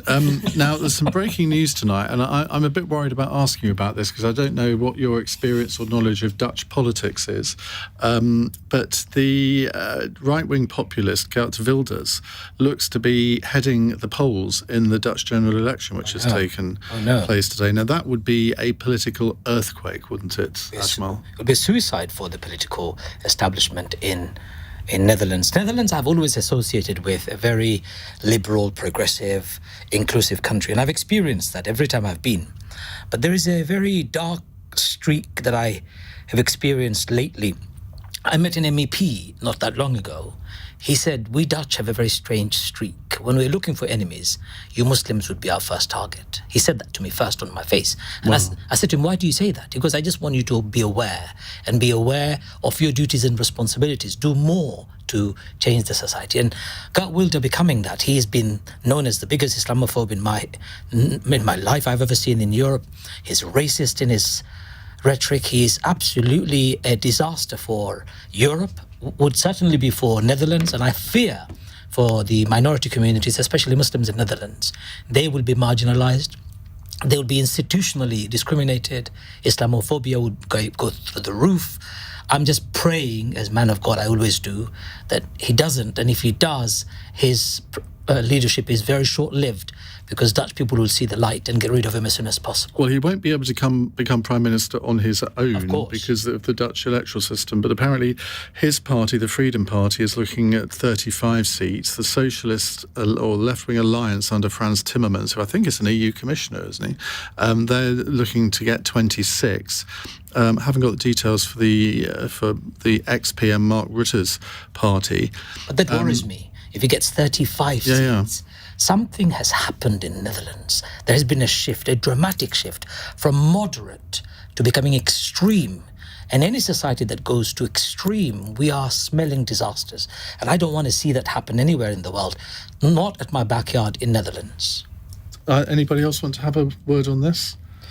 I mean, I wouldn't claim to be an expert on Dutch politics, but I think populism has been fairly disastrous everywhere it's been tried out, hasn't it? Whether you look at We've Trump had the in Argentinian guy winning this week, and now it seems Geert Wilders as well. It certainly hasn't run out of steam. No, not at all. And I think it's extremely worrying because ultimately it's divisive politics, and it leads to no good. So I'm concerned by that breaking news this evening. Duncan? I'd entirely agree, and you might not expect me to say that, but I think I'm sick and tired of populist politics. Actually getting back to basics of having decent people with integrity who make sensible, compassionate decisions, I think is better for politics all round. And I think we have seen a lot of it, particularly over in the States. And I haven't particularly enjoyed it over the last few years in this country either. I think people know that from my seat in North Norfolk. So I think it is a sad case.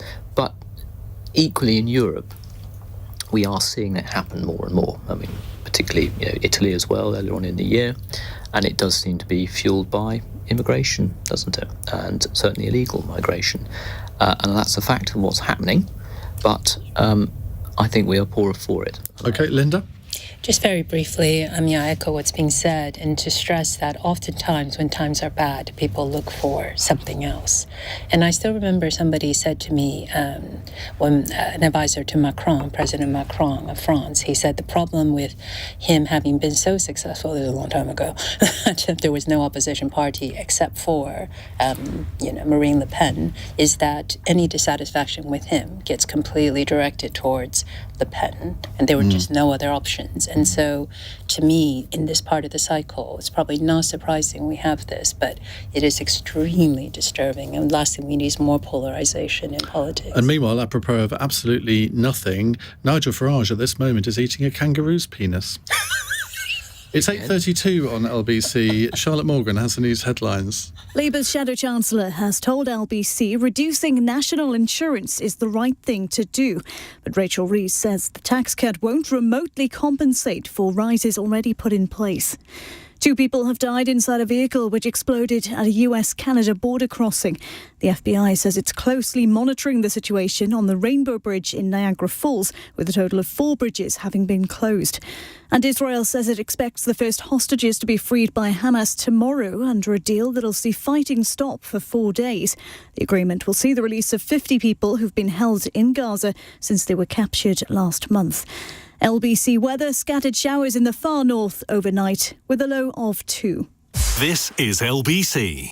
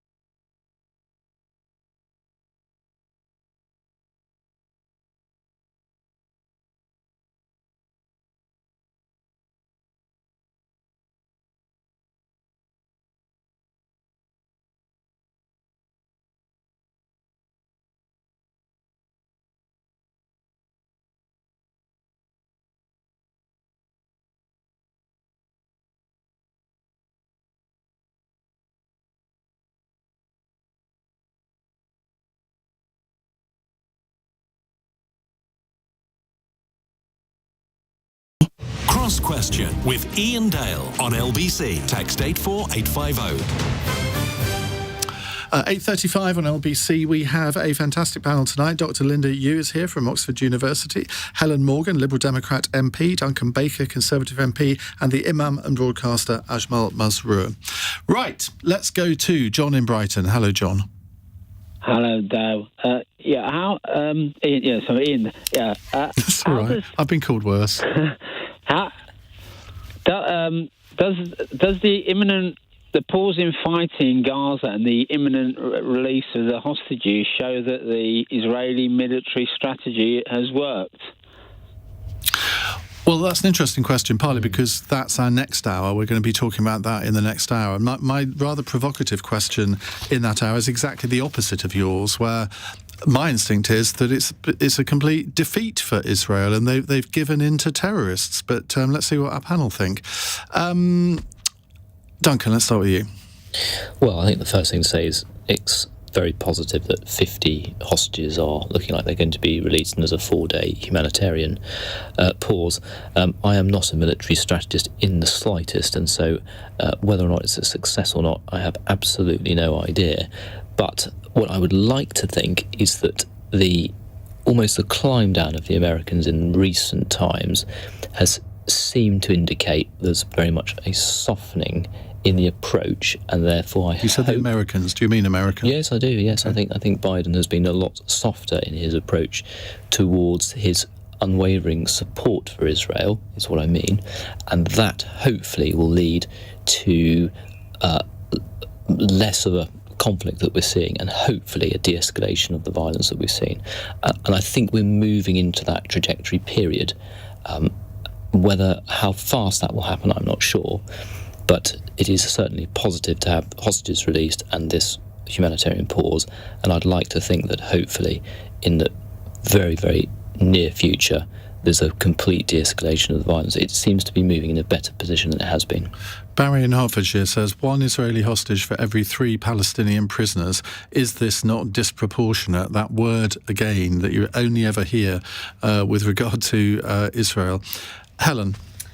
I mean, I think it's obviously a good thing that there's a de-escalation in the violence over the next few days, that some aid is going in to Gaza, that some hostages are being released. And it's fair enough to point out that there were still 150-odd people who are still being held hostage, and we don't want to get to a point in 4 days' time where Israel starts rebombing Gaza and thousands more innocent civilians are killed. I think it's really important that this pause, this moment, is seized for an intense diplomatic effort to find a political solution here, because I think a military solution is just going to end up with an appalling loss of life. And we would like to see a situation where Gazans and Israelis can live side by side without fear, and I think only an intense diplomatic effort is going to get us to that point, to a two-state solution, and possibly without Hamas in controlling Gaza. So is it a failure? Is it disproportionate? I don't know the answer to those questions, but I think it is a moment of opportunity to start those intense diplomatic efforts to try and move this to a better place where people can look to the future and hopefully look to living in peace in the future. Ajmal. It is very difficult for all of us to watch. Almost 15,000 people have died. Actually, more than that, if you count people have died and whose numbers have not yet been accounted for. Majority of them are children. So any de-escalation is welcome. Any end of conflict is very welcome. I've been calling for a ceasefire from the day one.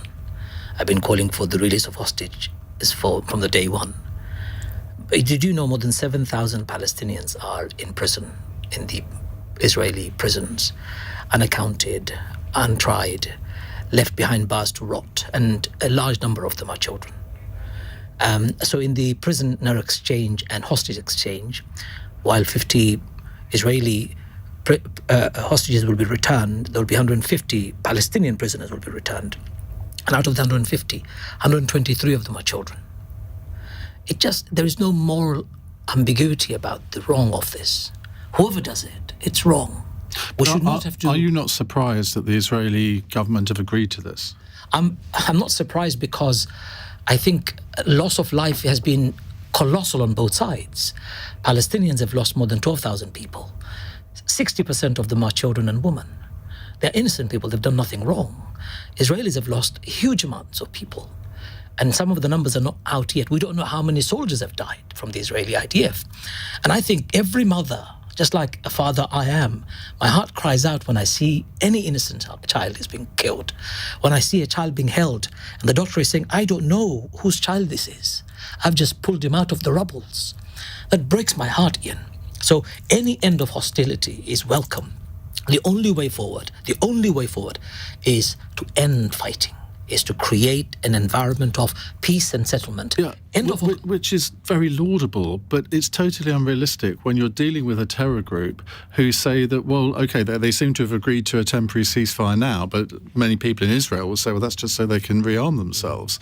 But in the end, you can't have an international peace treaty with a terror group, can you? Let's understand that. The Hamas did not exist from 1948. They only came into being over the last 20 years. Why have they come to being, number one? Why do we have 2.3 million people living in a small strip of land? Where did they come from? Number two. Number three, Hamas does not exist in West Bank. More than two. It does. No, not really. It's not in government. The government majority are by Fatah, right? More than 200 Palestinians have been killed in West Bank every day. Settler violence, demolishing of homes, confiscation of houses is happening even today. So actually, let's not waste our time talking about Hamas, Fatah, none of that. I want to talk about what the Palestinians want. Do you know what they want? I've been to Palestine. I've been to Gaza. So have I. I've been to West Bank, and I've seen and I've sat with those people. They want an end to this hostility and violence. They want a side-by-side existence between their Jewish, Christian, Muslim neighbors, just like they did before. What's happened now is that international interference, international blind support of one side over the other, whoever it is causing the trouble. Have we given the Palestinians a referendum? No. I'm saying Palestinians want an end to all this. They want peace. They want end of occupation. They want end of illegal settlements to be stop all of that, and then we will definitely find peace. Hamas is a reaction to occupation, illegal as it is. Barbaric as their activities are, terrorists as our government has called them, it is still a reaction to a reality which is more than 75 years of occupation, dispossession, and the people who've been dehumanized. And that's not on, Iain. Look, I agree with quite a lot of what you said, but you've missed out the Iranian element here.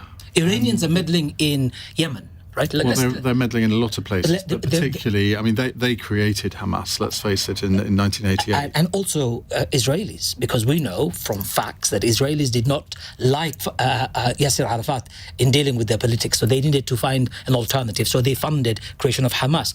Well, now they've created a monster that they can't control. Iranians are meddling in politics in Lebanon. Iranians are meddling in politics in Yemen.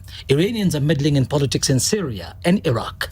All of those countries we have had a say over. Some of it has been our own colony, or some of them we have been doing proxy war via other people. The biggest problem we have is not only Iranians. Our best friend, biggest arm buyer is Saudi Arabia. They're the worst when it comes to the Middle East politics. And you know, I don't support any of these dictators and despots. I want to see an end of all of this. I want to see democracy prevail. I want to see rule of law. I want to see people free to travel anywhere they want. I want to see an end of all of this. And it will end when we, Western world, the powerful one today, consistently apply rule of law, international law on everybody, and democracy and freedom for all people, and stop selling arms to the dictators and despots. Just because they do our bidding, they don't have to be buying our arms and killing innocent people. And this is why your mother's proud of you. Thank you. Linda. I'm not sure I can actually follow that. Well, you're going to have to. I think I would say, actually, I'm just repeating now what was said earlier, which is it is complicated. This is not my area at all, but I would welcome a humanitarian ceasefire, return of hostages, and a political solution. And I think the idea that this is a much bigger problem because of the proxy wars in the region, yes, I've heard that quite a lot, but for the people on the ground right now, this must be so welcome. And if this can be furthered in some way with all of our help, I would personally very much like to see an end to this violence, just like all of us would. Right, we will be talking about this in much more detail after 9 o'clock, and at 9:30 we're going to get a report live from the Netherlands about the exit polls that predict that the right-wing populist Geert Wilders could be the next Dutch Prime Minister. You're listening to LBC. It's Cross Question at 8:45. LBC.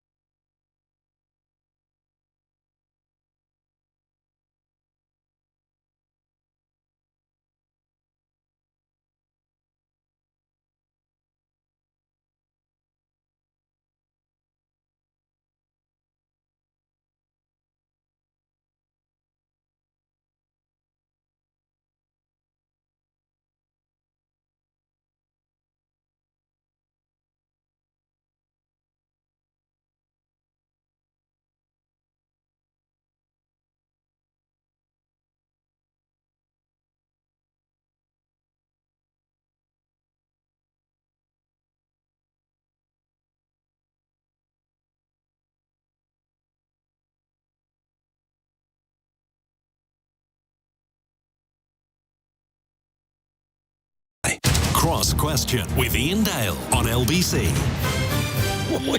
8:48 on LBC. Right, let's go to Mark in Hitchin. Mark, what would you like to ask?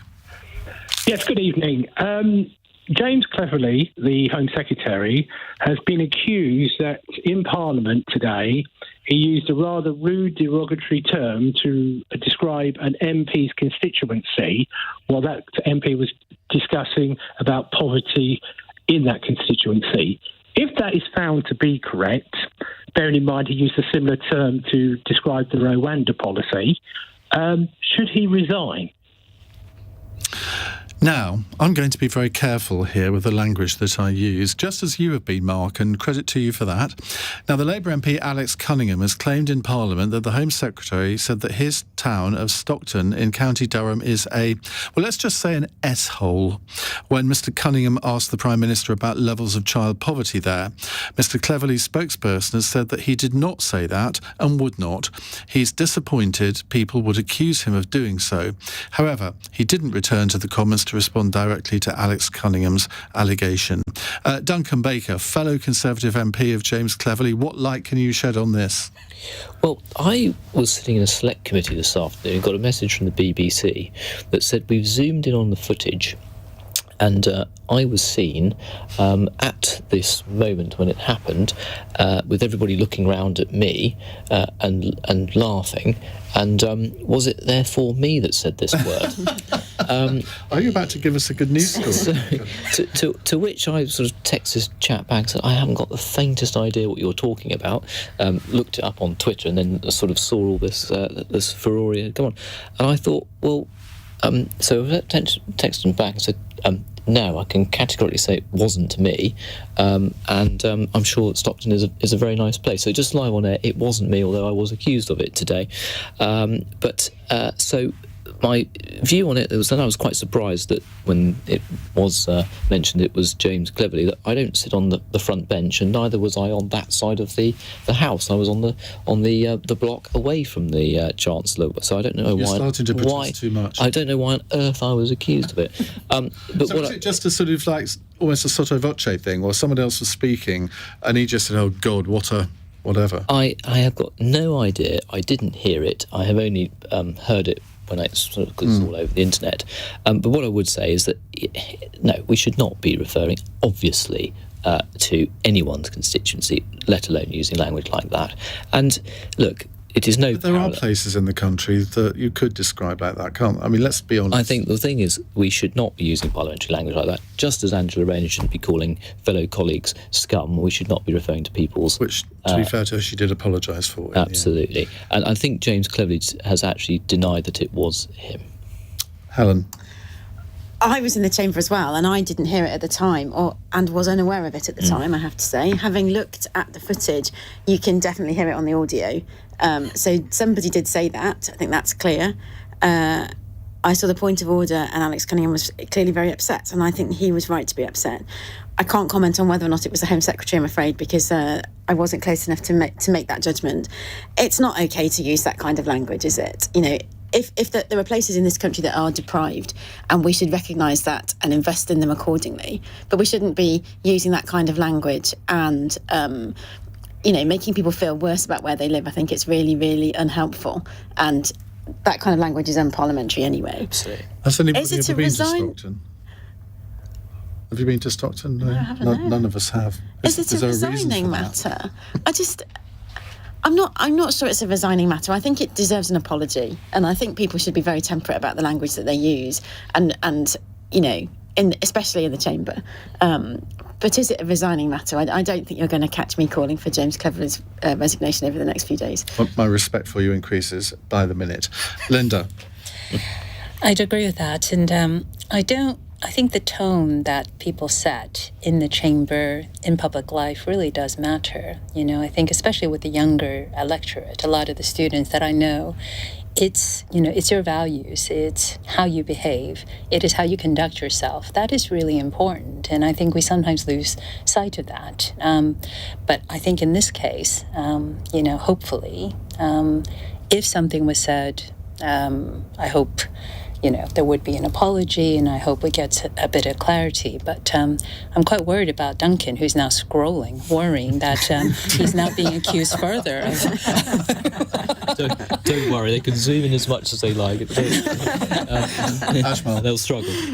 Wasn't it one of the previous, I can't remember who called a woman a bigot? Which MP was that? Gordon Brown. Yeah, and we did make a big mincemeat out of that. Yeah. So let's be consistent. If somebody is calling a constituency or a constituent with such a derogatory term, we should actually say, no, you can't do that. But he's denying it was him. So it, obviously from what Helen said, it's you can't really tell from the footage. Someone said something. And it's been heard from the House. And it was that word, was it, that you could clearly hear? You can clearly hear it on the audio, but you can't see who said it. But it was in the Parliamentary House. Yes. So therefore, our standard inside the Parliament should be impeccable. And this is not a sign of impeccable standard. But I have one more thing to say. I mean, being religious doesn't perhaps add to the conversation, but it does for me. As a Muslim, I'm not ever encouraged to use foul language. I can express myself pretty well without having to resort to foul language. So if you want to describe an area as deprived, as economically needing help and assistance, the government should be providing that to the particular area and help them out of the depravity and poverty, etc. But to make such derogatory remark doesn't help anybody. And I think we should be consistent about standard. We should maintain a good standard, a decorum, inside and outside. That's what I do, and I like to ask everybody to do that. And if Mr. Cleverly had said that, that's not a very cleverly thing to do for him. So he should apologise, and I think that should be the end of the matter. And we should tell all the MPs, behave, especially when you're inside the House or in public. I got into trouble many years ago for making derogatory comments about Liverpool, or a particular hotel in Liverpool, the Adelphi, and I became public enemy number one in Liverpool. And I had to go and defend myself on Radio City, which I did. And I said, look, it is that you are allowed to say, well, I really like this town, but I don't like that one. And at that point, And I actually said something nice about the Liverpool dock area, so I thought I was balancing it. But, oh, my God, no. You, at that point, if you said anything nasty about Liverpool, that was it. Are you allowed back in there? I have been back many times, and actually I rather like Liverpool now because they have smartened it up quite a lot. I love it because it has got Britain's first mosque. Really? The Aquilium Mosque in Liverpool. When was that first built? 1887. Wow. And it is in a very beautiful location, not very far away from the docks. I go there very often. I'm one of the trustees of that mosque. And I tell you, it's an honour to serve as a trustee of Britain's first mosque. It's a white gentleman, Liverpudlian, who converted to Islam. And he became known as the Grand Sheikh of Britain. Isn't that amazing? With a congregation of one? No, he had about 100. By the time he had finished his congregation, he had about 700 converts. You see, you learn something new on this programme every day. Right, quick one here from a text question from May in Reading. Pandemic legend JVT has said today that his family got death threats during the times he was on TV. Giving us all medical advice. What drives people to do such things? Now, this is Jonathan Van Tam. Professor Jonathan Van Tam, that's what he told the COVID inquiry today. It goes back to one of our previous questions, really, or in fact, what we've just been talking about the standards of public discourse, and people feel able now to say things that they would never have said in the past, particularly to people's faces. Linda? No, I Can we have brief answers on this one? Yeah, no. I think it's one of the things that I find, quite discouraging about public discourse. Do you get any of it? Well, as an economist, I'm so boring that it would actually take quite a lot to get a rise out of people. I think you're one of the least boring economists I've ever met. I could name quite a lot. And a positive one. Would be more. Yeah. Indeed. The bar is low, We're still all awake listening to you very carefully. This is fantastic. Exactly. How low is this bar? Your eyes are still open. You must get quite a lot of this, I imagine, because you can be quite outspoken at times. Very outspoken. In fact, that's caused me a lot of trouble globally. I'm banned from many countries. Are you? I was taken off a plane and from traveling to America. After 5 years of fighting, I got my visa back. I have been banned from Bangladesh, where my parents come from, because I've criticised the government for human rights abuse. So I get that. I understand it. But you know what? Principles are principles. I'll stand by speaking the truth, even if it means the world narrows around me and I only have one place to stand. But I'll still speak the truth, because that ultimately is my principle. Helen, you weren't expecting to become an MP quite when you did. Have you been shocked at some of the vitriol that you must have experienced over the past couple of years? To be honest with you, I think I've got off pretty lightly. I haven't been subject to too much vitriol. There's a little bit online. I don't look at it, I think it's fair to say. I think the real issue here is that if people are receiving death threats, especially if it's aimed at their family, that's worse than if it's aimed at yourself. Then it puts people off getting involved in public life. So whether you're an elected politician or you're a professional medical officer, it must be an off-putting situation to be in, and I just think it's a shame. We benefited hugely from his experience and intellect, and the fact that his family received death threats, I think, is appalling. He and his family were told to leave their home in the middle of the night because of threats made to them. I mean, that's just appalling, isn't it? It's unbelievable, and it's MPs from both sides of the House are subject to it. As I say, I haven't been, but even over the last week, with some of the difficulties that we've seen calling for a ceasefire and those types of issues, we've seen MPs receive death threats. And I just think everybody has the right to express their opinion. Other people have the right to disagree with it. But that kind of threatening behaviour is unacceptable. Duncan, very briefly. Yeah, I think everything that people said it already. There is an element of some public servants cause more controversy than others. And Helen, you've said you haven't had a great deal of it. I haven't had a great deal of it, but I think I'm a fairly mild-mannered sort of individual who doesn't go out of his way to really cause controversy. And that particularly by using the word S-hole. Absolutely. As we've discovered. As you've just seen it, yes. As Shaggy said, it wasn't me. So, but yeah. So there's definitely a case of, and people say to me, how can you do it, all the abuse, etc., that you get. I think you do develop a bit of a thick skin and some tolerance to it. You shouldn't have to. But I think also the way you act as an MP does fuel whether or not you get more or less of it as well. Right, our fun question from Ria in Stirling. Some K-pop stars have been given honorary MBEs as part of the South Korean president's state visit to the UK. If we're handing them out to anyone now, who would you give an MBE to right now? Apparently they went to the girl band Blackpink. Never heard of them. I have heard of BTS. Are you familiar with BTS? You're lying, Linda, aren't you? You haven't, no. Okay, well, you can answer first, then. Who would you give an MBE to? Very agreeable. If we're going to give them to anyone, can I just give it to the volunteer Battersea Dogs Home? I can see them walking the dogs in whatever weather. I've got a neighbour. She's got a few anger management issues sometimes, and I feel for her. It's tough being single. Maybe I could give her one. And I'm thinking about my elderly neighbours. No, you've only got one to give out. Oh. You haven't got a series of them. Oh, well, I think I should I should have all the nominations, and then I should have a complicated ranking system that Economist Oh, no, you're my kind of woman. I do love a Okay. list. Ajmal. I'll give it to those amazing doctors, despite all the bombs that's fallen over their heads in Gaza, who have operated in saving lives of children. I'll give them readily because they have really done an amazing job, and we are very proud of them and honoured to know that they exist. That's called humanity. Duncan? Everyone's done the customary virtue signalling, so I'm not going to do that bit.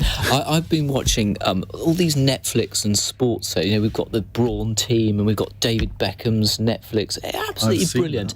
Why on earth has David Beckham not had a knighthood yet? He was an absolutely Because he didn't win anything. He was wonderful, and he was a family man, and he came back from the brink. I think he's a superstar. So let's skip the MBE. I'm worried about an MP. What does he do for a living? He watches Netflix and all the programmes. This is very... Yeah, occasionally He's trying to keep in touch with the kids. Yes. I agree with that. You've got to. Helen?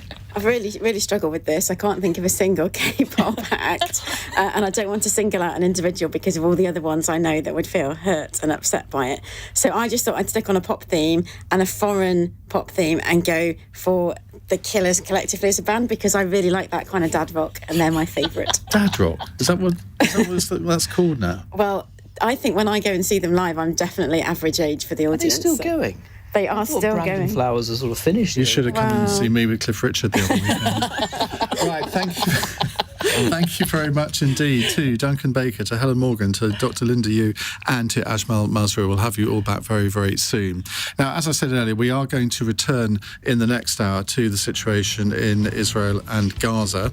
The Israeli government has approved a deal with Hamas to release Israeli hostages in exchange for Palestinian prisoners and a pause in hostilities in the Gaza Strip. I'm going to ask you a provocative question because when I first saw this, I thought, well, Israel's basically given in now to terrorism.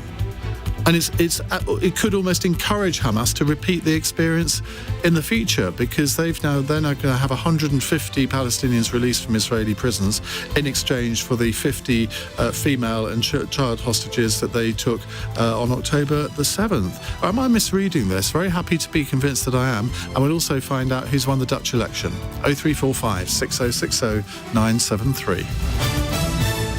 On your radio, on Global Player, and Play LBC. leading Britain's conversation. This is LBC.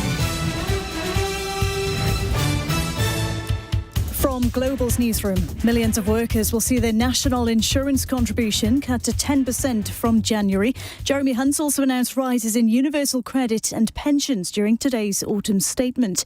But he revealed the UK's growth forecast has been downgraded for next year.